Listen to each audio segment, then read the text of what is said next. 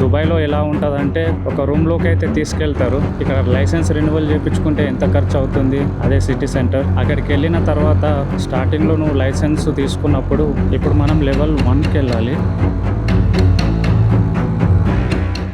Hello guys, అందరికీ నమస్తే. ఇంకో 2 డేస్లో నా లైసెన్స్ ఎక్స్పైర్ అవ్వబోతుంది. సో మా కంపెనీ అయితే ఫోన్ చేసి నీ లైసెన్స్ ఎక్స్పైర్ అయిపోతుంది, రెన్యువల్ చేయించుకోవాలి, ఐ టెస్ట్ చేయించుకొని ఆన్లైన్లో డబ్బులు కట్టేసి రెన్యువల్ అవుతుందని చెప్పారు. దుబాయ్లో ఎలా ఉంటుందంటే స్టార్టింగ్లో నువ్వు లైసెన్స్ తీసుకున్నప్పుడు ఒక 2 ఇయర్స్ వరకు వ్యాలిడిటీ ఉంటుంది.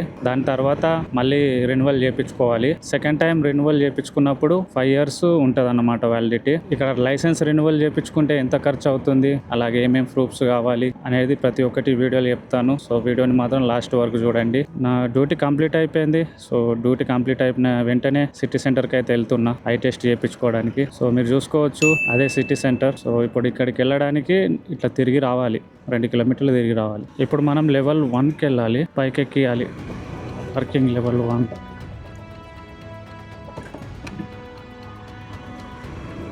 సో లెవెల్ 1కి అయితే ఎక్కిచ్చేయాలి. ఇలా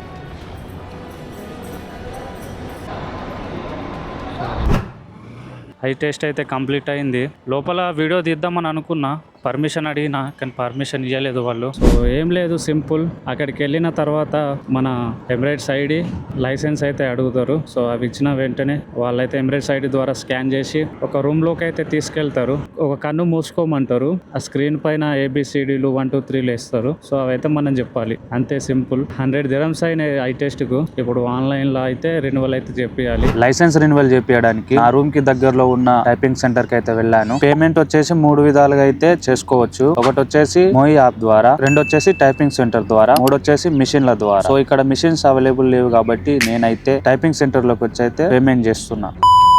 సో గైస్, మొత్తానికి అయితే 5 days తర్వాత అయితే లైసెన్స్ అయితే మనకు పోస్ట్ ద్వారా వచ్చింది. మీరు చూసుకుంటే ఈ లైసెన్స్ అయితే 5 years ఉంది.